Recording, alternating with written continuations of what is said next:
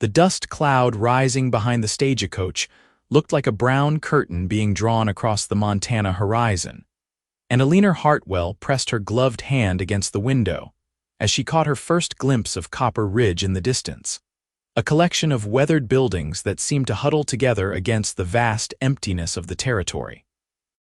It was June of 1882, and she had traveled nearly 2,000 miles from Philadelphia to claim an inheritance she never expected and certainly never wanted. But her Uncle Thomas had died and left her his ranch, and with nothing keeping her in the East except painful memories and a broken engagement, she had decided that perhaps Montana was exactly where she needed to be. The stagecoach driver, a grizzled man named Hutchins who had barely spoken 20 words during the entire journey from Helena, finally broke his silence as they approached the town. "Copper Ridge," he announced, his voice rough as sandpaper. "Your stop, Miss Hartwell. Got someone meeting you." Eleanor shook her head, smoothing down the traveling dress that had become impossibly wrinkled despite her best efforts. "No, I am expected to find my way to the Hartwell ranch on my own, though I was told the solicitor, a Mr. Abernathy, would have instructions waiting at the hotel." Hutchins made a sound that might have been a laugh or a cough. "Hartwell Ranch, that would be the old Thomas Hartwell place. Good land, that. Borders the McCade spread. You planning on running cattle yourself, miss?" The question struck Eleanor as almost absurd. She was 24 years old, had been raised in one of Philadelphia's finest homes, educated at Miss Porter's school, and had absolutely no knowledge of cattle, ranching, or anything remotely connected to frontier life. Her plan, such as it was, involved selling the property and returning east with enough money to establish her independence. She had no intention of becoming a rancher, and she certainly had no intention of remaining in Montana any longer than absolutely necessary. "I have not yet decided on my plans," she said diplomatically, which was true enough. The stagecoach rolled to a stop in front of a building with a faded sign that read Copper Ridge Hotel and Boarding House. Eleanor gathered her reticule and her small traveling bag, leaving her trunk to be handled by whatever services the town might offer. As she stepped down from the coach, the heat hit her immediately. It was a dry, intense heat quite different from the humid summers of Philadelphia, and she felt perspiration beginning to form beneath her high collar almost instantly. The main street of Copper Ridge was exactly what she had imagined a frontier town would look like, though somehow shabbier and more real than any dime novel description. There was a general store, a saloon with doors that swung on creaky hinges, a blacksmith shop from which the sound of hammer on anvil rang out, and various other establishments that seemed to lean toward each other as if for support. Men in dusty clothing moved along the wooden sidewalks, their boots creating a hollow sound that echoed in the afternoon air. Several of them stopped to stare at Eleanor with undisguised curiosity, and she felt suddenly very aware of how out of place she must look in her proper Eastern clothing. She made her way into the hotel, where a woman with iron-gray hair and a suspicious expression greeted her from behind a scarred wooden counter. "Help you?" "I am Eleanor Hartwell," she said, trying to sound more confident than she felt. "I believe you have a room reserved for me and perhaps a message from Mr. Abernathy." The woman's expression shifted slightly, something that might have been sympathy crossing her weathered features. "Ah, you are Thomas's niece from back east. Heard you were coming. I am Martha Connolly. I run this place. Got your room ready, second floor, faces the street. Abernathy left word he would call on you this evening after supper. That suit you?" Eleanor nodded gratefully. "That would be perfect, thank you." Martha produced a key from somewhere beneath the counter and handed it over. "Room 3. I will have your trunk brought up when it arrives. Supper is at 6 in the dining room, such as it is. Fair warning, miss, we do not run to fancy here." "I am sure it will be perfectly adequate," Eleanor said, though privately she wondered what she had gotten herself into. The room was small but clean, with a narrow bed, a washstand, a single chair, and a window that looked out onto the street below. Eleanor removed her hat and gloves, splashed water on her face from the pitcher on the washstand, and sat down on the bed, suddenly overwhelmed by exhaustion. The journey had been long and uncomfortable, and the reality of her situation was beginning to sink in. She was alone in a place she did not know, about to take possession of property she had no idea how to manage. Her Uncle Thomas had been her father's older brother, a man who had left Philadelphia 40 years ago to seek his fortune in the West. He had never married, had rarely written, and Eleanor had met him only twice in her entire life. The fact that he had left everything to her rather than to her father or her brother seemed strange, but the solicitor's letter had been quite clear. Thomas Hartwell had died of a fever in March, and his sole heir was his niece Eleanor. She must have dozed off, because when she woke the light outside had shifted and the shadows were growing longer. She tidied herself as best she could, changed into a fresh shirtwaist, and made her way downstairs to the dining room. There were only a few other guests, mostly men who looked like traveling salesmen or ranch hands, and they all glanced up when she entered.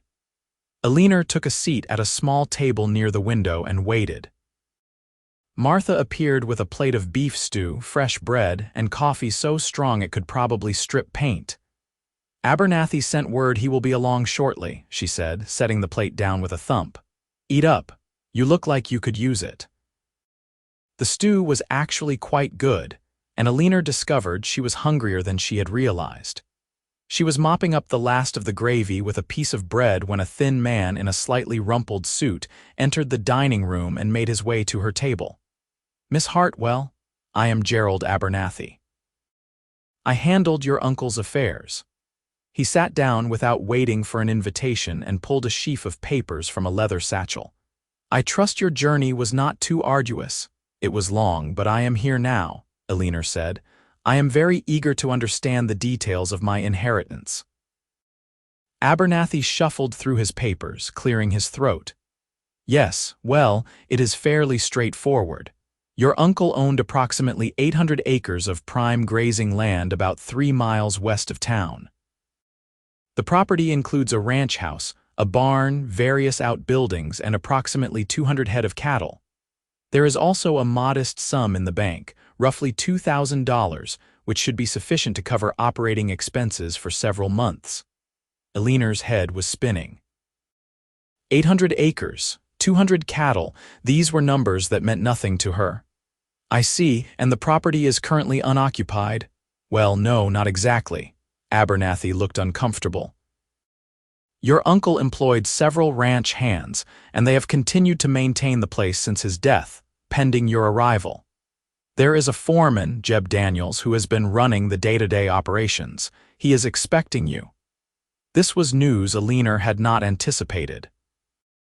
She had assumed the property would be empty, that she could simply arrange for its sale and be done with it. The idea that there were people depending on her decisions made everything suddenly more complicated. "I understand," she said slowly. "When can I see the property?" "I can arrange for transportation first thing tomorrow morning if that suits you. I should warn you, Miss Hartwell, ranching is not an easy business and it is certainly not typical work for a lady. If you are considering remaining and managing the property yourself, you will face considerable challenges." Eleanor bristled slightly at his tone. "I appreciate your concern, Mr. Abernathy, but I am quite capable of assessing my own situation. I would like to see the ranch tomorrow, as you suggest, and then I will make my decisions." Abernathy had the grace to look slightly abashed. "Of course, I will have a buggy ready at 8 o'clock. The Hartwell Ranch is a fine property, Miss Hartwell. Your uncle built something solid there. It would be a shame to see it broken up." After Abernathy left, Eleanor returned to her room and lay awake for a long time, listening to the unfamiliar sounds of the frontier town. Somewhere down the street, a piano played in the saloon. Dogs barked. Men's voices rose and fell. It was all so different from the orderly, quiet streets of Philadelphia that it might as well have been a different world. She thought about Jonathan, the man she had been engaged to marry, and his decision to break off their engagement when his mother had made it clear that a bride with a larger dowry would be more suitable. She thought about her own mother's disappointment, her father's strained silence, and her brother's patronizing suggestion that she simply accept the situation and find someone else to marry.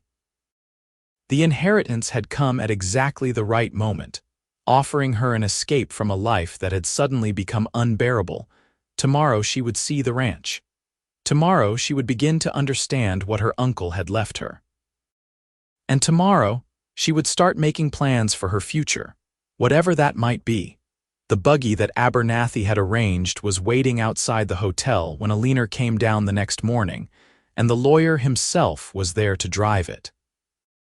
The morning was already warm, promising another hot day, and Eleanor had dressed as practically as she could manage, though she suspected her definition of practical was quite different from what the women of Copper Ridge would consider appropriate ranch attire. They drove west out of town, following a rutted road that cut through rolling grassland dotted with sage and wildflowers. The sky was an impossible blue, stretching endlessly overhead, and Eleanor found herself struck by the sheer vastness of the landscape. In Philadelphia, buildings and trees and people pressed in on all sides. Here, there was nothing but space and light and distance. The Hartwell property begins at that fence line, Abernathy said, pointing to a stretch of wooden fencing that ran along the road. Your uncle spent years building this place up. Started with just a few hundred acres and added to it over time. The water rights alone are worth a considerable sum. They turned onto a narrower track that led toward a cluster of buildings visible in the distance. As they drew closer, Eleanor could make out a house, larger than she had expected, built of wood that had weathered to a soft gray. There was a barn, a bunkhouse, several corrals, and various sheds and structures whose purposes she could not immediately identify. Cattle grazed in a nearby pasture, and the whole scene had an air of solid, working prosperity that surprised her. A man emerged from the barn as they approached, wiping his hands on his trousers. He was in his 50s, Eleanor guessed, with a weathered face and sharp blue eyes that assessed her thoroughly. "Miss Hartwell," he said, touching the brim of his hat. "I am Jeb Daniels, worked for your uncle for near about 15 years. Sorry for your loss." "Thank you," Eleanor said, climbing down from the buggy with Abernathy's assistance. "I understand you have been keeping things running here." "Yes, ma'am. Got 3 other men working the place. We have been doing what needs doing, but decisions need to be made." "Your uncle left things in good order, but a ranch does not run itself." Eleanor felt the weight of his words. These men had jobs, livelihoods that depended on what she decided to do. "I would like to see everything," she said. "The house, the land, all of it." "I need to understand what I am dealing with." Jeb nodded approvingly.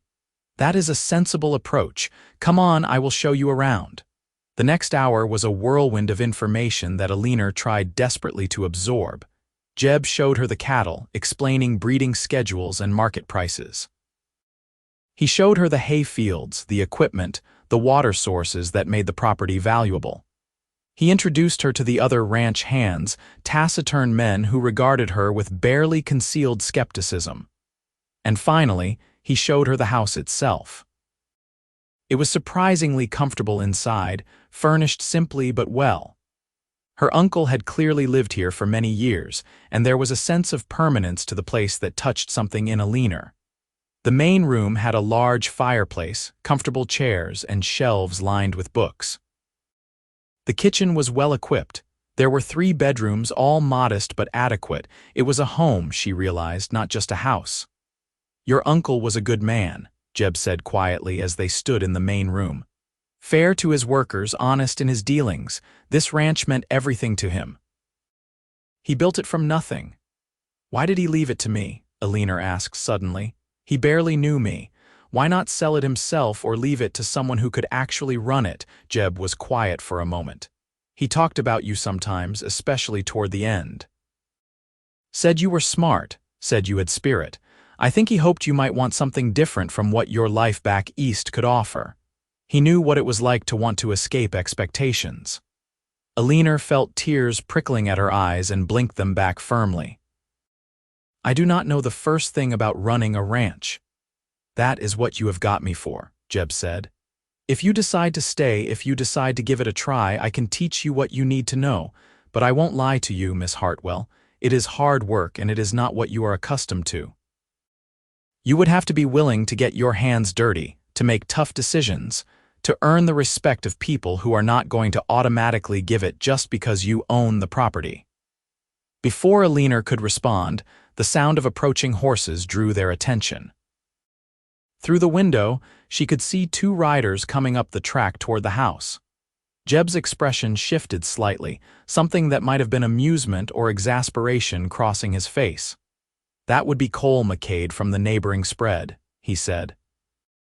Probably heard you arrived and came to introduce himself. The riders came to a stop in front of the house, and Eleanor watched as they dismounted. The first was older, perhaps 60, with silver hair and the bearing of someone accustomed to authority. The second was younger, perhaps 30, and Eleanor found herself staring despite her best intentions. He was tall and lean, with dark hair that needed cutting and eyes the color of strong coffee. He moved with an easy grace, comfortable in his own skin in a way that Eleanor had rarely seen in the men of her acquaintance back east. He wore dusty work clothes, leather chaps, and boots that had clearly seen hard use, and there was nothing refined or polished about him. He looked exactly like what he was, a cowboy, a rancher, a man shaped by the hard land around him. Jeb opened the door and stepped out onto the porch, and Eleanor followed, very aware of Abernathy hovering nervously behind her. Robert Cole, Jeb said with a nod.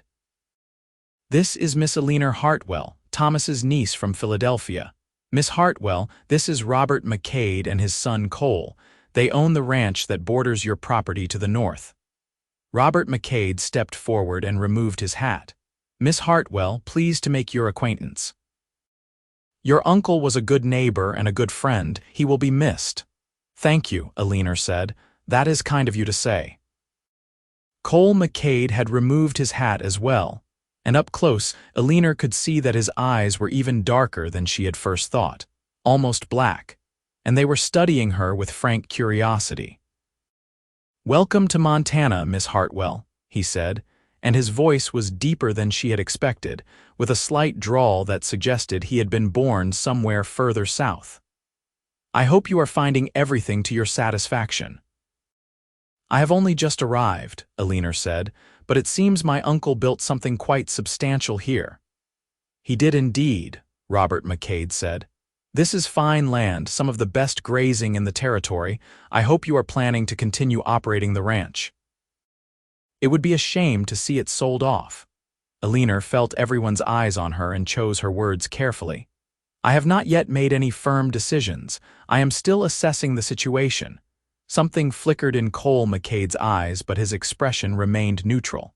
Understandable. Ranching is not for everyone, especially those not born to it. There was something in his tone, not quite condescending but close enough, that made Eleanor bristle. I am sure there are many things I do not yet understand, Mr. McCade, but I am quite capable of learning. A slight smile tugged at the corner of his mouth. I am sure you are, Miss Hartwell. The question is whether you want to. Cole, his father said with a warning note in his voice, but Eleanor spoke before the conversation could continue.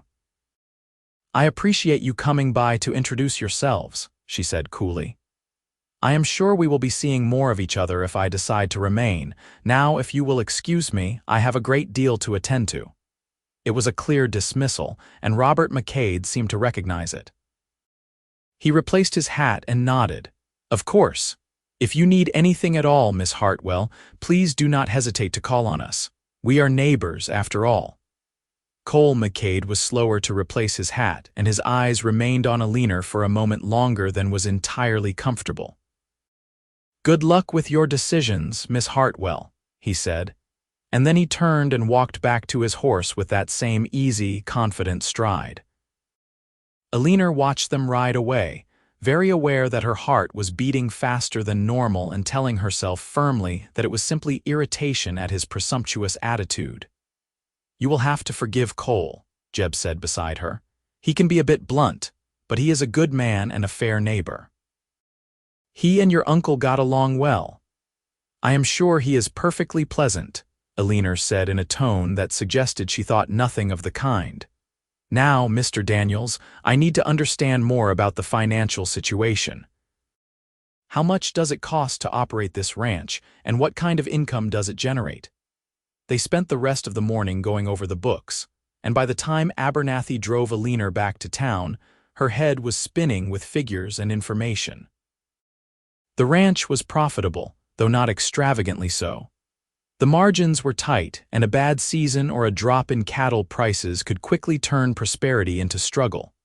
But it was viable, and with careful management, it could provide a solid living. That night, lying in her narrow hotel bed, Eleanor found herself thinking not about the ranch's finances but about Cole McCade's knowing eyes and the challenge implicit in his words. Ranching is not for everyone, especially those not born to it. The assumption that she would fail, that she would sell and run back east at the first sign of difficulty, grated on her. She had not come all this way to prove anything to anyone, least of all to a cowboy with an overblown sense of his own opinions. But the idea of surprising him, of showing him that Eastern breeding did not mean weakness or incompetence, had a certain appeal. She fell asleep still undecided, but when she woke the next morning, something had shifted. She found Martha Connolly in the hotel dining room and asked a question that surprised even herself. "Where would I find practical clothing suitable for ranch work?" Martha's eyebrows rose, but she answered readily enough. "Jensen's Mercantile on Main Street. Tell old Carl that I sent you and that you need working clothes. He will fix you up." By noon, Eleanor was the owner of 3 serviceable work dresses, a split riding skirt, boots that were considerably more practical than anything she had brought from Philadelphia, and a wide-brimmed hat that Martha assured her was essential for preventing sunstroke. She sent word to Jeb Daniels that she would be staying at the ranch and would move her things out there within the next few days. And she wrote a letter to her parents informing them that she had decided to remain in Montana for the foreseeable future to manage her inheritance. The letter to her parents was brief and, she knew, would cause considerable consternation. Her mother had expected her to sell the ranch quickly and return home. Her father had assumed she would tire of the West within a month. Even her brother had made a wager with his friends that Eleanor would be back by autumn. The thought of proving them all wrong gave her a fierce satisfaction. She moved to the ranch 3 days later, taking up residence in what had been her uncle's bedroom. The first few weeks were a blur of overwhelming information and exhausting physical labor. Jeb was true to his word, teaching her everything he could about ranch operations. She learned to ride properly, not the genteel riding she had done in Philadelphia, but real riding that involved controlling a half-wild horse over rough terrain. She learned to recognize different cattle breeds and assess their health. She learned about water management, grass quality, fence maintenance, and 1,000 other details that went into keeping a ranch running smoothly. The work was harder than anything she had ever done. She went to bed exhausted every night and woke before dawn every morning. Her hands developed blisters and then calluses. Her fair skin burned despite the hat until she learned to be more careful. Her muscles ached in ways she had not known were possible. But alongside the exhaustion and the pain, there was something else growing, something she had not felt in a long time. She felt useful. She felt competent. She felt, for the first time in her life, truly independent. The ranch hands remained skeptical but were gradually becoming less openly dubious about her presence. She overheard one of them, a young man named Billy, telling Jeb that "the boss lady is not as useless as I expected," which she chose to take as a compliment. She saw Cole McCade from a distance several times during those first weeks, riding along the boundary between their properties or working cattle in the adjacent pastures. They did not speak, though she was always acutely aware of his presence. Once, she looked up from helping Jeb repair a fence line to find Cole sitting on his horse about 50 yards away, watching her. She stared back, refusing to look away first, until finally he touched his hat brim in an ironic salute and rode off. The encounter left her irritated and flustered in equal measure. It was nearly a month after her arrival when Cole McCade appeared at her ranch again, this time alone and on foot rather than horseback. Eleanor was in the barn, helping Jeb examine a horse that had developed a limp when she heard his voice. "Jeb, Miss Hartwell, anyone around, in here," Jeb called, and a moment later Cole appeared in the doorway, his tall frame momentarily blocking the light. "Afternoon," he said.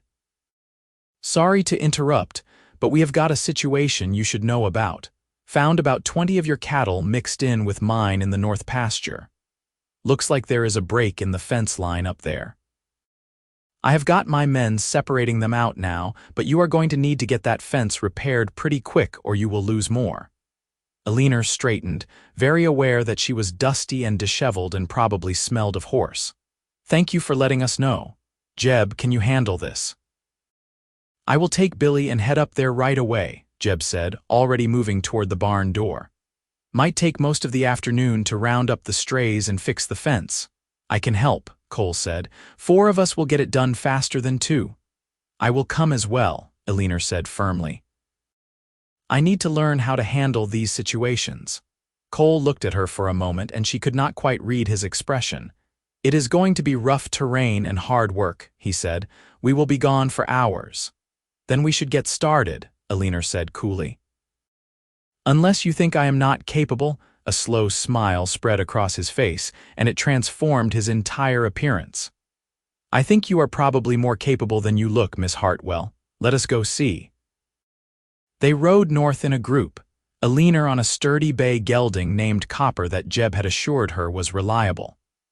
Cole set a brisk pace, and Eleanor was grateful for the hours she had spent in the saddle over the past weeks. The terrain grew rougher as they climbed into the foothills, and she could see where the fence line stretched across a rocky slope. The break was substantial, several fence posts down and wire tangled and broken. Cole's men were already there, working to separate the mixed herds of cattle. The work that followed was grueling. They had to replace the posts, restring the wire, and then drive Eleanor's cattle back across the repaired fence. The sun beat down mercilessly, and Eleanor's arms ached from the unaccustomed labor of stretching wire and pounding posts. But she kept pace with the men, refusing to complain or ask for rest. At one point, Cole appeared at her side with a canteen. "Drink," he said simply, and she accepted gratefully, the water cool and reviving. "Thank you," she said, handing it back. "You are tougher than I gave you credit for," he said, and there was something in his voice that might have been respect. "You made assumptions about me based on where I came from," Eleanor said, meeting his eyes directly. "That was unfair." He had the grace to look slightly abashed. "You are right. I apologize. I have known too many Eastern folks who come out here expecting the West to bend to their ways instead of learning to adapt. I should not have assumed you would be the same." "Apology accepted," Eleanor said, and found herself smiling despite her exhaustion. They worked side by side for the rest of the afternoon, and Eleanor discovered that Cole was an excellent teacher. He showed her the best way to secure the wire, how to test the tension, how to make sure the repairs would hold. He was patient without being condescending, and he answered her questions without making her feel foolish for asking. By the time the fence was repaired and the cattle separated, the sun was beginning to set, painting the sky in shades of orange and gold. They rode back together, leaving Cole's men to finish up, and for the first time since meeting him, Eleanor felt comfortable in his presence. "Your uncle would be proud of what you are doing here," Cole said as they approached the ranch buildings. "He loved this place and he would be glad to know it is in good hands." "I hope so," Eleanor said quietly. "I am still learning and there is so much I do not know." "That is true for all of us," Cole said. "Ranching is not something you ever stop learning. Every season brings new challenges. But you have got good instincts and you are not afraid of hard work. That is more important than anything else." They reached the barn, and as Eleanor dismounted, she stumbled slightly, her tired legs not quite steady.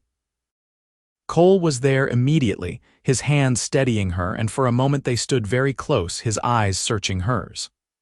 Eleanor felt her breath catch, aware of the warmth of his hands through her sleeves, aware of how tall he was, how solid. "Thank you," she managed to say, "for your help today."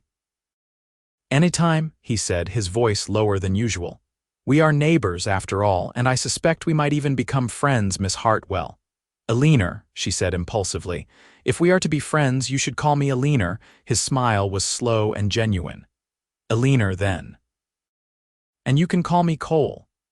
He mounted his horse and rode away into the gathering dusk, and Eleanor stood watching him go, her heart beating strangely in her chest. She told herself it was simply the exertion of the day, the exhaustion and the relief of completing a difficult task. But somewhere deep inside, she knew it was something more than that. The summer days settled into a pattern after that. Eleanor rose before dawn and worked until well after sunset, learning every aspect of ranch management. Jeb proved to be an invaluable teacher and ally, patiently explaining things she did not understand and offering advice when she needed it. The other ranch hands gradually warmed to her presence, especially after she helped Billy pull a cow out of a bog, getting herself covered in mud in the process, but earning his loyalty in the bargain. And Cole became a regular presence. He would ride over to discuss shared concerns, fence lines, water rights, the possibility of wolves in the area. He would stop by to share news from town or information about cattle prices. He would offer help with tasks that required extra hands, and Eleanor found herself looking for excuses to ride over to the McCade Ranch when she had questions or needed advice. They fell into an easy companionship that surprised Eleanor with its naturalness. Cole treated her as an equal, never patronizing, always direct and honest. He teased her gently about her Eastern ways but also praised her progress and her willingness to learn. He told her stories about growing up in Texas, about his father's decision to move north to Montana 20 years earlier, about the hard early years when the McCade Ranch was just beginning. Eleanor found herself sharing things she had not intended to share, telling him about her broken engagement, about the constraints of Philadelphia society, about feeling like she was suffocating in a life that had been planned for her by others. Cole listened without judgment, and she sensed that he understood in a way that few others could. "The West gives people room to breathe," he said one evening as they sat on her porch, watching the sunset after a long day of moving cattle. "Room to be themselves without everyone watching and judging. That is what drew my father here, and that is what keeps people like us from ever wanting to leave." "People like us?" Eleanor asked, turning to look at him. "People who need space," he said simply. "People who do not fit into the neat little boxes that society likes to put folks in." She understood exactly what he meant, and the knowledge that he saw that in her, that he recognized her need for freedom and independence, touched something deep inside her. As July turned into August, Eleanor realized that she was happy. It was a strange, unexpected happiness, quite different from anything she had felt before.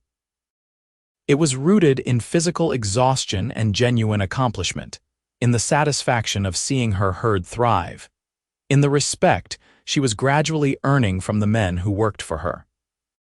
But increasingly, it was also rooted in the moments she spent with Cole, in the easy silences and the engaging conversations, in the way he made her laugh and the way he looked at her, when he thought she was not paying attention. She tried to tell herself that what she felt was simply friendship, that it was natural to become attached to someone who had been so helpful and kind. But she knew she was lying to herself. What she felt when Cole was near was not friendship. It was attraction, strong and undeniable, and it terrified her. She had come to Montana to escape one romantic entanglement, to claim her independence and build a life on her own terms. Getting involved with Cole McCade, a cowboy rancher with roots deep in this land, would complicate everything. It would mean staying in Montana permanently, would mean tying herself to a place and a life she had never imagined. It would mean risking her heart again after Jonathan had broken it so carelessly. But despite her fears and her better judgment, Eleanor found herself drawn to Cole in ways she could not control. She noticed everything about him, the way he moved, the sound of his laugh, the gentleness with which he handled the animals, the strength in his hands, the intelligence in his eyes. She found excuses to seek his company and felt disappointment on the days when she did not see him. She thought about him at night when she should have been sleeping, imagining what it would be like if he touched her the way she wanted to be touched, if he kissed her the way she was beginning to desperately want him to kiss her. The turning point came in late August, during a day that had started like any other. Eleanor was working in the ranch office, reviewing accounts and trying to make sense of the books, when Jeb appeared in the doorway with an expression that immediately put her on alert. "Miss Eleanor, we have got trouble. One of the hands just rode in from the east pasture, says there is a group of men cutting fence and driving off some of our cattle." Eleanor was on her feet immediately. "Rustlers? Looks that way. I have sent Billy to fetch the sheriff in town, but that is a good 2 hours there and back. We need to get out there and see what is happening." Eleanor grabbed her hat and headed for the door. How many men? He saw 3, maybe 4, could be more. They saddled horses quickly, Jeb calling for the other 2 ranch hands to join them. As Eleanor swung into the saddle, she saw a rider approaching fast from the north. Even from a distance, she recognized Cole's tall form. He reined up sharply when he reached them. "Saw your man riding hell for leather toward town. What is going on?" Jeb explained quickly, and Cole's expression darkened. "Rustlers are getting bolder. We lost about 10 head last month. I am coming with you." "Cole, this is not your fight," Eleanor began, but he cut her off. "The hell it is not. Rustlers operating in this area are everyone's problem. Besides, 4 guns are better than 3. He looked at her directly. "And before you say anything else, Eleanor, I am coming whether you like it or not." She wanted to argue, wanted to protect him from danger, but she knew he was right. They would need all the help they could get. "Then let us go." They rode hard toward the east pasture, and as they crested a low rise, Eleanor could see the scene below. 4 men were indeed cutting the fence, and several head of her cattle were already being driven toward the break. The rustlers had not yet seen them, and Jeb quickly outlined a plan. "We come at them from 2 sides, he said quietly. "Miss Eleanor, you stay back here and be ready to cover us if things go bad. Cole, you and I will go in from the left, Tom and Jack from the right." "No," Eleanor said firmly. "I am not staying back. This is my ranch, my cattle. I am going with you." "Eleanor," Cole said urgently. "This could turn dangerous. These men are armed." "So am I," Eleanor said, patting the rifle secured to her saddle. Jeb had insisted she learn to shoot, and though she was far from an expert, she could handle a weapon well enough. "I am not hiding while others fight my battles." Cole looked like he wanted to argue further, but there was no time. The rustlers had finished cutting the fence and were beginning to move the cattle. Jeb gave the signal and they split up, approaching from 2 directions. Everything happened very fast after that. The rustlers saw them coming and immediately drew their weapons. There was a moment of tense standoff, everyone with guns drawn but no one yet shooting. "Those are Hartwell cattle," Jeb called out. "You are trespassing and stealing. Best move along before this gets ugly." One of the rustlers, a heavy-set man with a red bandana, laughed. "We have got the cattle already. You want them back, come take them." "The sheriff is on his way," Eleanor said, surprising herself with how steady her voice sounded. "If you leave now, you might get away." "If you stay, you are going to jail." "A woman rancher," the rustler sneered. "Now I have seen everything. Lady, you should be back in your kitchen where you belong." Eleanor felt anger surge through her.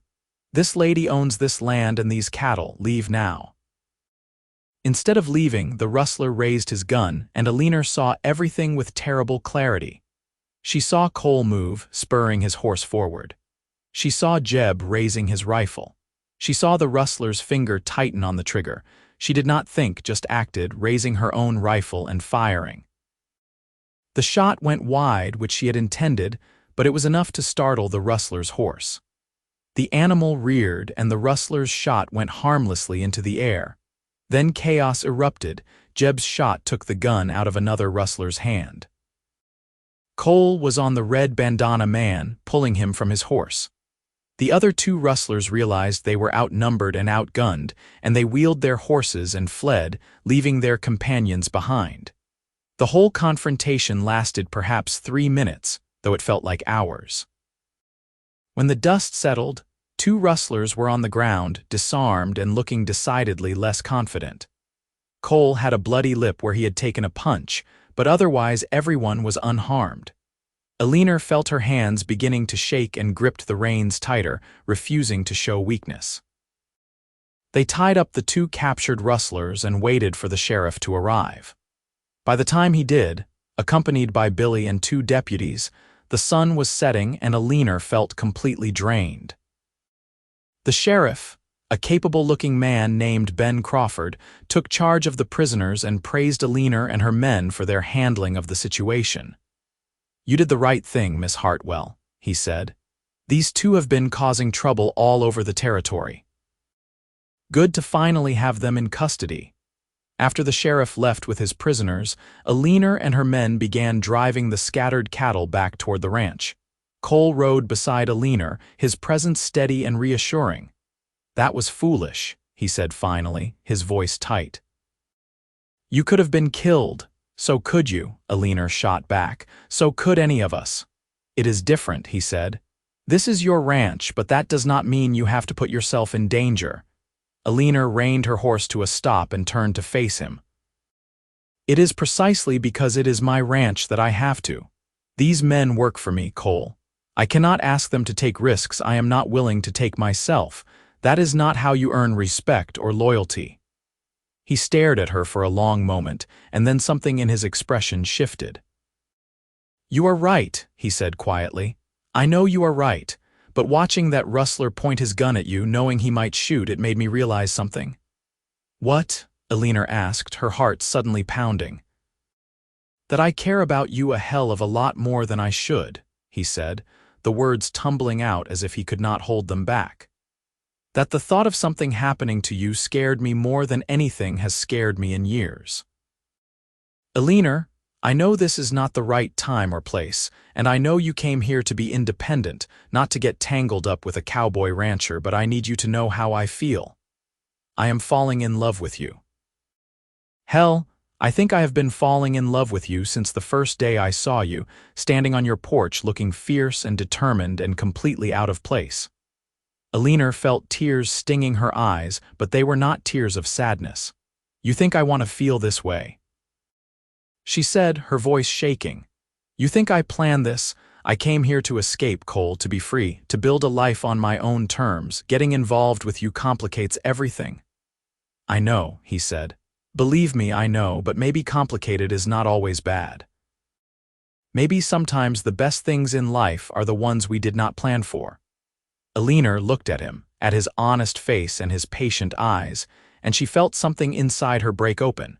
She had been so afraid of needing someone, so determined to prove she could manage alone.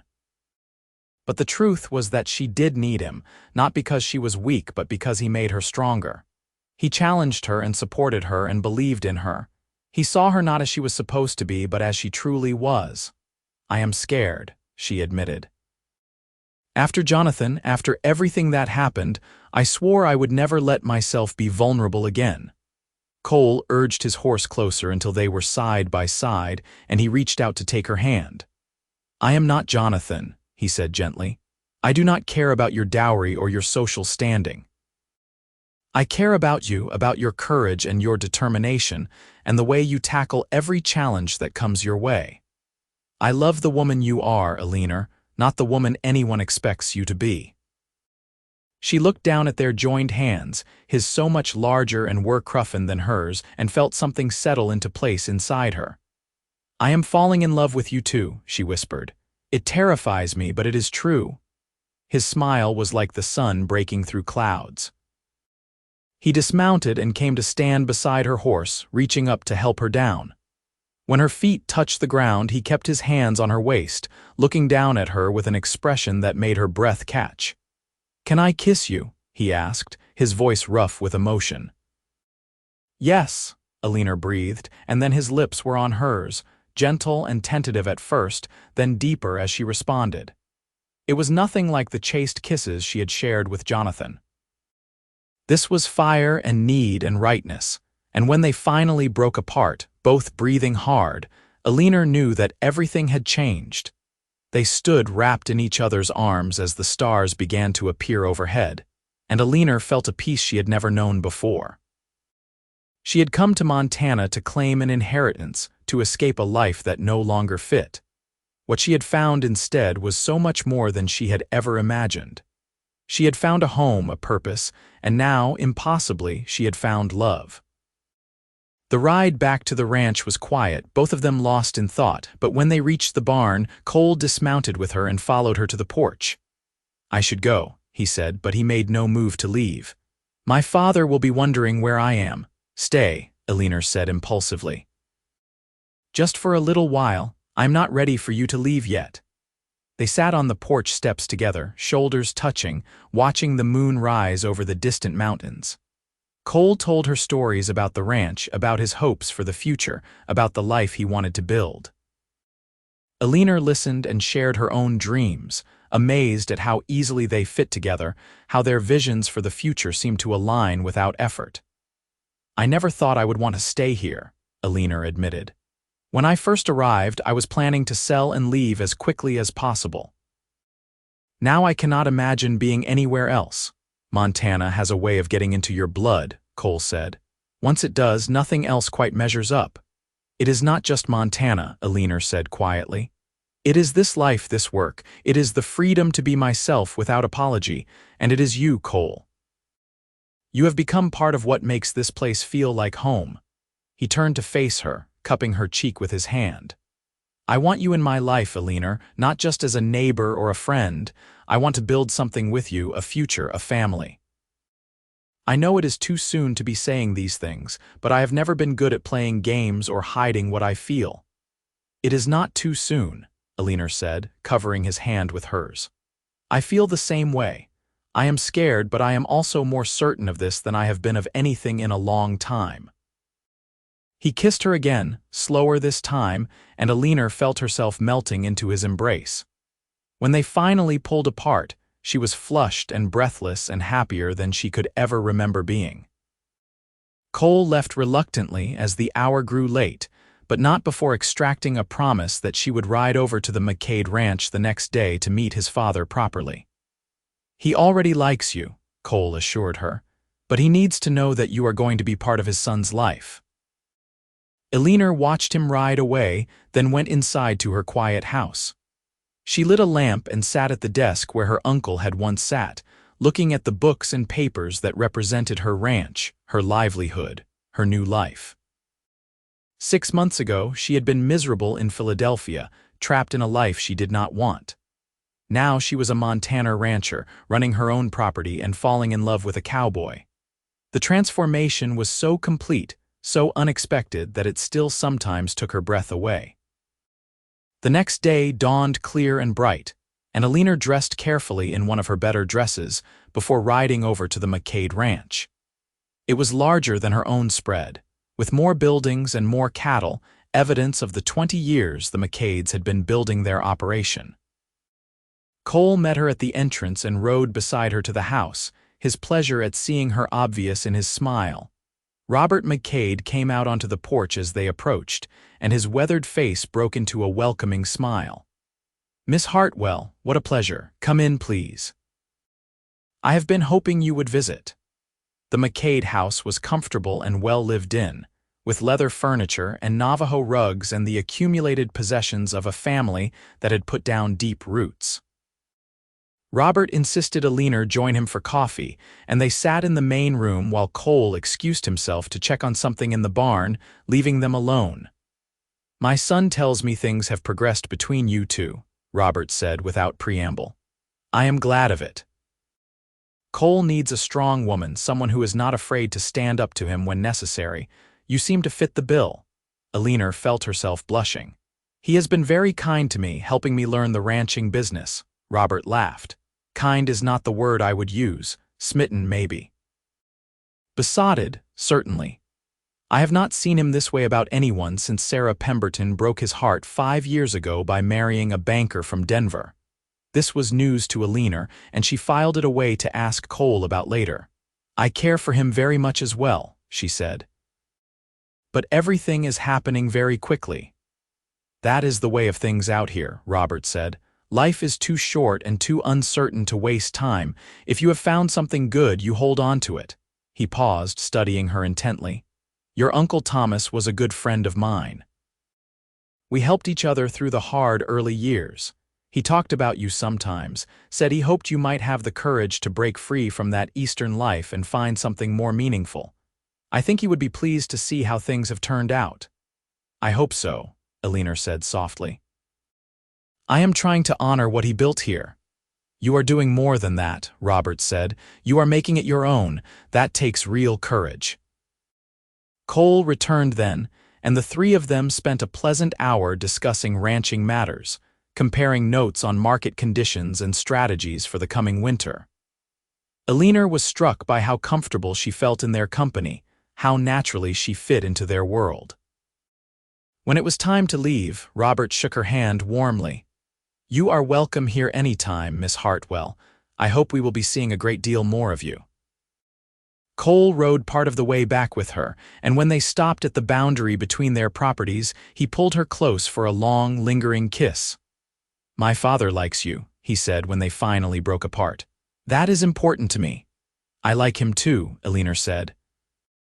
"He reminds me of my uncle the way Jeb has described him, strong and fair and kind." "That is a good description of Thomas," Cole agreed. "He was the best of men." He hesitated, then said, "Eleanor, I know we have only been courting for a day, but I have been thinking. Winter comes early and hard in Montana. It would make sense for us to combine our operations, to pool our resources and work together. And the best way to do that would be to get married." Eleanor's heart skipped a beat. "Are you proposing to me, Cole McCade?" "I am," he said seriously. "I know it is fast, and I know you came here specifically to avoid getting married, but this is different. This would be a partnership, Eleanor. Two independent people choosing to build something together. I would never try to take away your autonomy or your ranch. I love your strength and your independence. I just want to be by your side while you exercise them." Eleanor felt tears pricking her eyes again. It was different from Jonathan's proposal, which had been formal and expected and ultimately about property and position rather than love. This was raw and honest and about two people who had found each other against all odds. "I need some time to think about it," she said, though her heart was already screaming yes. "Not because I do not want to, but because I want to be sure I am making this decision for the right reasons." "Take all the time you need," Cole said, though she could see the disappointment in his eyes. "I am not going anywhere." They parted at the fence line, and Eleanor rode slowly back to her ranch, her mind whirling. She thought about everything she had been through in the past months, the transformation she had undergone, the life she had built. She thought about what marriage to Cole would mean, not just practically but emotionally. Could she trust him with her heart? Could she trust herself to make the right choice? That evening, she sat on her porch and watched the sunset, and as the sky turned from gold to pink to purple, clarity came to her. She had come to Montana expecting to claim an inheritance and then leave. Instead, she had found a home, a purpose, and a man who saw her for who she truly was and loved her for it. Cole was not asking her to give up her independence or her dreams. He was asking to be part of them, to stand beside her as an equal partner in building a life together. The choice, when she finally made it, was surprisingly easy. The next morning, Eleanor rode over to the McCade ranch before she could second-guess herself. She found Cole working in the corral, training a young horse, and he looked up in surprise when she called his name. "Eleanor." "Is everything all right?" She dismounted and walked to the corral fence, her heart pounding. "Yes," she said. "Everything is perfect, actually. I have an answer to your question from yesterday." Cole came to the fence immediately, his eyes searching hers. And, "Yes," Eleanor said, feeling a smile break across her face. "Yes, I will marry you, Cole McCade." The joy that lit his face was like nothing she had ever seen. He vaulted over the fence with athletic grace and swept her up in his arms, spinning her around while she laughed breathlessly. When he set her down, he kissed her thoroughly, right there in the middle of the ranch yard where anyone could see, and Eleanor did not care who was watching. "You have made me the happiest man in Montana," he said when they finally came up for air. "Hell, the happiest man anywhere." "I am pretty happy myself," Eleanor admitted, "though I am still terrified." "That is normal," Cole assured her. "I am terrified too, but we will figure it out together." They decided on a relatively short engagement, planning a wedding for early October before the winter weather made travel difficult. Martha Connolly was delighted when Eleanor told her the news and immediately began planning what she promised would be the finest wedding Copper Ridge had ever seen. Jeb gave his approval with a rare smile, saying he had seen it coming from the first time Cole looked at her. Robert McCade shook Cole's hand and welcomed Eleanor officially into the family. Eleanor wrote to her parents with the news, and their response, when it finally arrived weeks later, was mixed. Her mother was appalled that Eleanor was marrying a cowboy and living in Montana. Her father was more philosophical, writing that he hoped she knew what she was doing and wishing her happiness. Her brother sent a brief note of congratulation that managed to sound condescending even at a distance of 2,000 miles. Eleanor found she did not much care what they thought. She had discovered that there was freedom in distance, in knowing that their opinions and judgments could not reach her here in Montana, could not influence the choices she made or the life she built. The weeks leading up to the wedding were busy ones. Eleanor and Cole worked together to prepare both ranches for winter, moving cattle to better pastures, repairing buildings, laying in supplies. They also spent time simply being together, learning each other's rhythms and preferences, building the foundation of their partnership.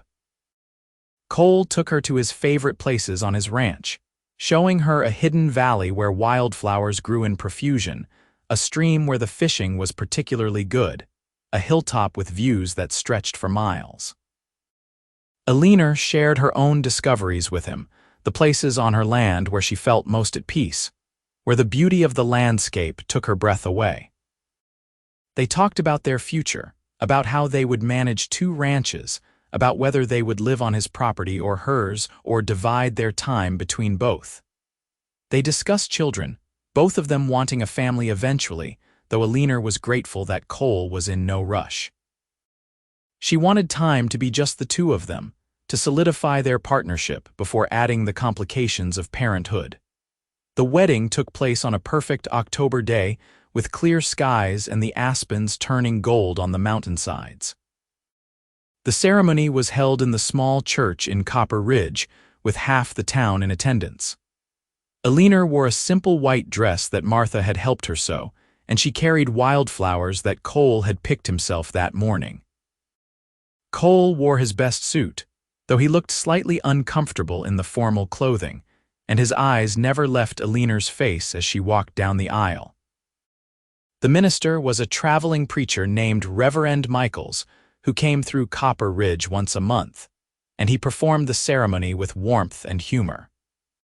When Cole slipped the gold ring onto Eleanor's finger, his hands were shaking slightly, and Eleanor felt tears of happiness sliding down her cheeks.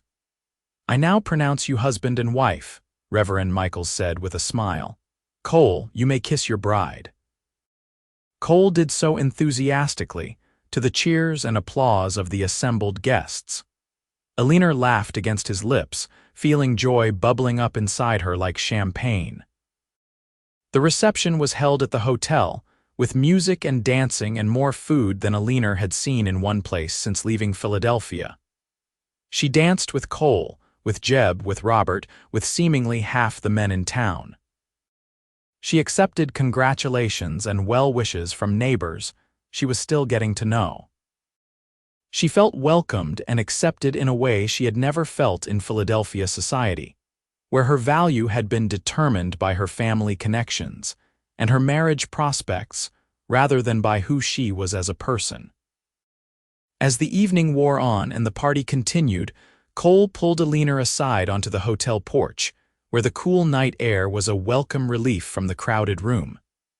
"Happy?" he asked, wrapping his arms around her from behind and resting his chin on top of her head. "Deliriously," Eleanor said, leaning back against his solid warmth. "Is this real, Cole? Sometimes I feel like I am going to wake up and find myself back in Philadelphia and all of this will have been a dream." "It is real," he assured her. "You are my wife now. We have got a whole life ahead of us, Eleanor. Every day is going to be an adventure." They spent their wedding night at the ranch Eleanor had inherited in the house that had once belonged to her uncle and was now theirs. Cole carried her over the threshold, both of them laughing at the traditional gesture, and then they were alone, truly alone as husband and wife for the first time. What followed was tender and passionate and occasionally awkward, as first times often are, but it was also beautiful. Cole was gentle and patient, attuned to Eleanor's nervousness and inexperience. He took his time, kissing her slowly, touching her carefully, making sure she was comfortable at every step. When they finally came together, Eleanor felt something shift inside her, a sense of completion and rightness that went beyond the physical. They fell asleep tangled together, and when Eleanor woke in the night and felt Cole's warmth beside her, she smiled in the darkness. The next months were an adjustment as they learned to live together as a married couple. They decided to make Eleanor's ranch their primary residence since it was slightly more centrally located, but they spent time at the McCade Ranch as well, helping Robert with the larger operation. Cole was true to his word about treating their marriage as a partnership. He consulted Eleanor on every major decision, respected her opinions, and never tried to override her judgment or take control of her ranch. They disagreed sometimes, occasionally argued, but they always worked through their differences with respect and communication. Winter came early and hard that year, just as Cole had predicted. Snow fell in November and did not stop, piling up until the world was white and silent. The work of ranching in winter was grueling, requiring constant vigilance to keep the cattle fed and safe from wolves and weather. Eleanor and Cole worked side by side, often exhausted, sometimes frustrated, but always together. It was during those long winter months, snowed in and dependent on each other, that their bond deepened into something unshakable. They learned each other's moods and habits, learned when to push and when to give space, learned to communicate not just with words but with looks and touches and comfortable silences. They sat by the fire in the evenings, reading or talking or simply being together. They made love with increasing confidence and pleasure, learning what brought each other joy. They dreamed together about the future, about expanding their herds, about improvements they wanted to make, about the children they hoped to have. Spring, when it finally came, felt like a rebirth. The snow melted, revealing grass that was already beginning to green. Calving season began, bringing long days and nights of work, but also the satisfaction of seeing the herd grow. Eleanor delivered her first calf with Cole's guidance, her hands shaking as she helped the wet, wobbly newborn into the world. The sense of accomplishment she felt was unlike anything she had experienced before. In May, Eleanor realized her monthly courses were late. She said nothing to Cole at first, not wanting to get his hopes up, but when another week passed and she began to feel nauseous in the mornings, she knew. She was pregnant. She told him one evening as they sat on the porch watching the sunset. "Cole, I have some news." He looked at her and something in her expression must have given it away because his eyes widened. "Eleanor, are you saying what I think you are saying? I am going to have a baby," she said, and suddenly tears were streaming down her face. "We are going to have a baby." Cole let out a whoop of joy and pulled her into his arms, laughing and crying at the same time. "A baby! We are going to have a baby! Eleanor, this is the best news I have ever heard." They told Robert the next day, and his delight matched theirs. "A grandchild," he said, his voice thick with emotion. Thomas would have been so happy to know his ranch would pass to another generation. The pregnancy was not easy. Eleanor suffered from terrible morning sickness for the first few months, and the physical demands of ranch work became increasingly difficult as she grew larger. Cole fretted and worried, wanting her to rest more to do less, but Eleanor refused to be sidelined. She modified her activities, but continued to be actively involved in running the ranch, determined to prove that having a baby did not make her incapable or weak. As summer turned to fall and Eleanor's due date approached, Cole became increasingly protective. He insisted she stop riding, that she avoid heavy lifting, that she rest more. They argued about it more than once, Eleanor insisting she was pregnant, not ill, Cole pointing out that their child's safety was more important than her pride. "I know you are strong," he said during one such argument. "I have never doubted your strength or your capability, but carrying our child is hard work, Eleanor. There is no shame in slowing down, in accepting help." Eleanor knew he was right, though it galled her to admit it. She scaled back her activities, spending more time on the administrative aspects of ranching and less time on physical labor. Jeb and the other ranch hands stepped up without complaint, and Eleanor felt a surge of gratitude for the loyalty she had earned over the past year and a half. The baby came in late January of 1884, during a snowstorm that made getting the doctor impossible. Cole rode through the storm to fetch Martha Connolly, who had helped deliver half the babies in Copper Ridge, and she arrived with her bag of supplies and her calm, capable manner. The labor was long and painful, lasting through the night and into the next day. Eleanor had never felt anything like it, pain that seemed to consume her entire body, exhaustion that made her want to quit. But Cole was there the entire time, holding her hand, wiping her forehead, encouraging her through each contraction. And finally, as dawn was breaking on the second day, Martha said, "One more push, Eleanor, just one more." Eleanor gathered every ounce of strength she had left and pushed, and suddenly the pain was receding and a baby was crying. A loud, indignant wail that was the most beautiful sound Eleanor had ever heard. "It is a boy," Martha announced, wrapping the baby in a clean blanket and placing him in Eleanor's arms. "A healthy, strong boy." Eleanor looked down at her son, at his tiny red face and his impossibly small fingers, and felt a love so fierce and overwhelming that it took her breath away. Cole was beside her, his arm around her shoulders, and when she looked up at him, she saw tears streaming down his face. "He is perfect," Cole whispered. "Eleanor, you did it. He is perfect." They named him Thomas Robert McCade, after Eleanor's uncle and Cole's father, and from the moment he entered the world, he transformed everything. Eleanor had thought she understood love, had thought her feelings for Cole represented the deepest emotion she could experience. But the love she felt for her son was different, primal and protective and all-consuming. The early weeks were a blur of sleepless nights and endless feedings, of learning how to care for a helpless infant while still managing a ranch. Cole was a devoted father, taking Thomas whenever he could to give Eleanor a chance to rest, walking the floor with him during late-night crying sessions, changing diapers with the same competence he brought to everything else. Robert came by nearly every day, his face lighting up whenever he held his grandson, already making plans for teaching the boy to ride and rope. As winter gave way to spring, and Thomas grew from a tiny newborn into a chubby, smiling baby, Eleanor found her rhythm again. She learned to balance motherhood with ranching, to manage her time and her energy, to ask for help when she needed it. Cole was her partner in every sense of the word, sharing the burdens and the joys equally. On a warm day in April, Eleanor was sitting on the porch with Thomas in her arms, watching Cole work with a young horse in the corral. She thought about how far she had come from that first day in Copper Ridge, when she had arrived expecting to claim an inheritance and nothing more. She had never imagined she would find a home here, a husband, a family. She had never imagined she could be this happy.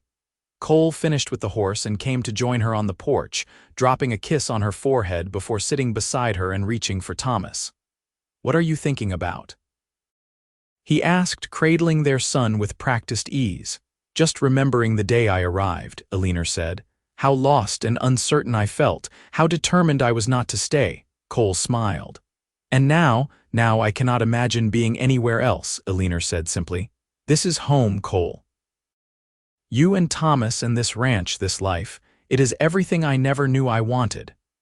"You know," Cole said thoughtfully, "the day I first saw you standing on that porch looking so out of place, I thought you would last maybe a month before running back east.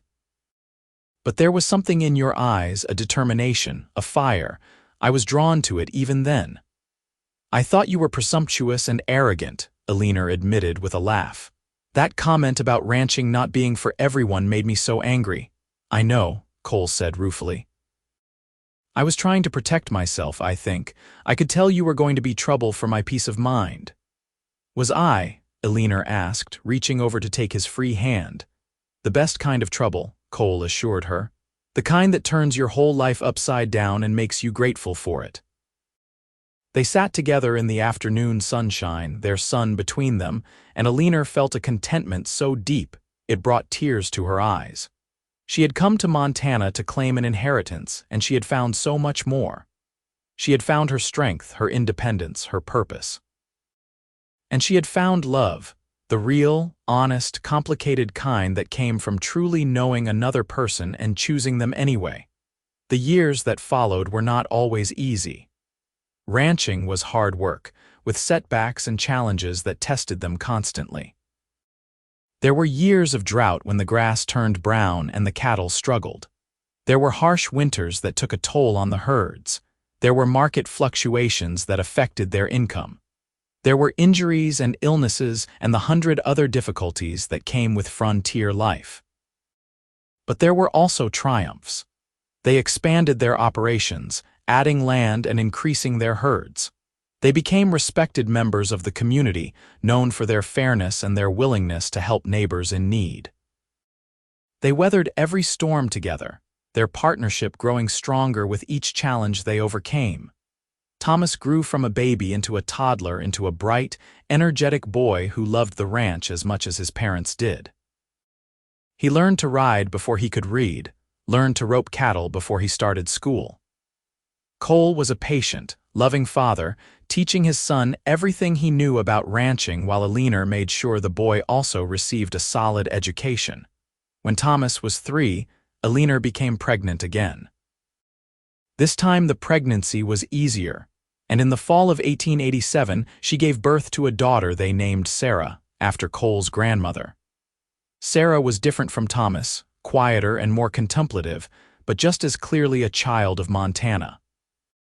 She toddled after her older brother, determined to keep up, and by the age of 2, she was insisting on helping with chores. 2 years after Sarah came another son, whom they named James, and the house that had once seemed so quiet was now filled with noise and laughter and the chaos of children. Eleanor had never imagined herself as a mother of 3, but she loved it, loved the fullness of her life. Loved watching her children grow and learn and develop their own personalities. Robert remained a constant presence in their lives until he passed away peacefully in his sleep in the winter of 1891. His death hit Cole hard, and Eleanor held her husband through his grief, just as he had held her through difficult times. They buried Robert in the family plot on the McCade Ranch, with a simple stone that marked him as a beloved father and grandfather. After Robert's death, Cole and Eleanor officially merged their 2 ranches, creating one larger operation that could support their growing family. Thomas, now 9, was already taking on real responsibilities, helping with cattle drives and fence repairs. Sarah, at 7, had a gift with horses that amazed everyone who saw her work. And James, just 5, was following in his siblings' footsteps, fearless and determined. Eleanor still sometimes thought about Philadelphia, about the life she had left behind. She occasionally corresponded with old friends, and the letters she received painted a picture of a world that felt increasingly foreign to her. Her mother had passed away and her father had retired. Her brother had taken over the family business and married a woman from an old Philadelphia family. That life, which had once been her entire world, now seemed like something from a novel, something that had happened to someone else. One evening in the summer of 1893, Eleanor and Cole were sitting on the porch after dinner, watching their children play in the yard. Thomas was teaching Sarah and James how to throw a rope, and their laughter carried on the warm evening air. "Do you ever regret it?" Cole asked quietly. "Staying here, marrying me, giving up the life you could have had back east?" Eleanor turned to look at him in surprise. "Never," she said emphatically. "Not once, not for a single moment. Cole, everything I value, everything that matters to me is right here. This life, these children, you. How could I possibly regret any of it?" "I just want to make sure you are happy," Cole said. "I know it has not always been easy." "Easy is overrated," Eleanor said with a smile. "I would rather have meaningful than easy any day, and this life, difficult as it sometimes is, means everything to me." She thought about the woman she had been when she first arrived in Copper Ridge, so certain she knew what she wanted, so determined to maintain her independence at all costs. She had learned that independence did not mean being alone, that strength could be found in partnership, that the greatest courage sometimes lay in allowing yourself to be vulnerable, to love, to depend on someone else.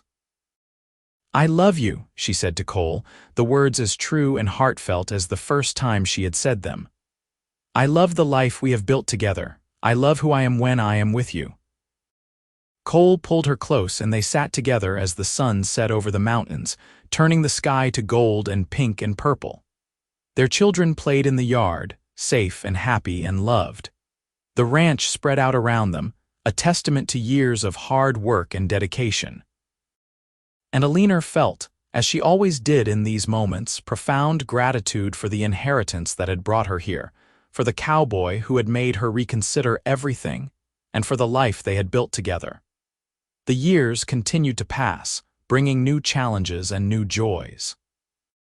The children grew up strong and capable, each finding their own path while remaining connected to the ranch and to each other. Thomas eventually took over much of the day-to-day management of the ranch, working alongside his parents with the same dedication they had always shown. Sarah married a neighboring rancher's son and started her own operation, while James eventually became a veterinarian, bringing his skills back to help the ranching community. Eleanor and Cole grew old together, their hair turning gray, their faces weathering like the buildings around them. But their love never diminished, never faltered.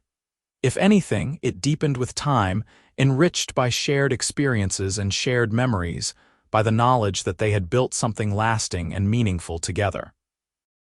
In the spring of 1912, when Eleanor was 54 and Cole was 60, they celebrated their 30th wedding anniversary with a party that brought together friends and family from all over Montana.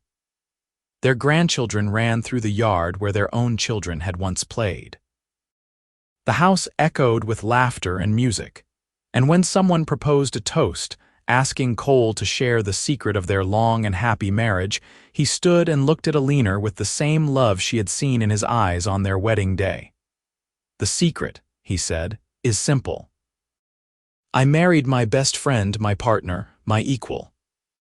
I married a woman who was brave enough to take a chance on a life she never expected, who was strong enough to build something extraordinary from scratch, and who was wise enough to know that true independence comes not from refusing help, but from choosing the right person to share your life with.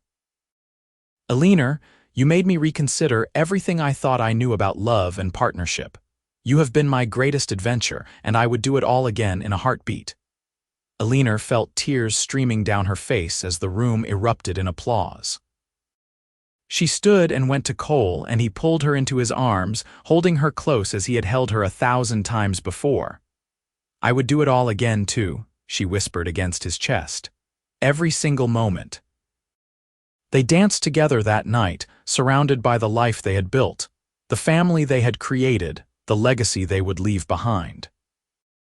And as they moved together to the music, Eleanor thought about that young woman who had arrived in Copper Ridge so many years ago, so certain she knew what she wanted, so determined to remain alone.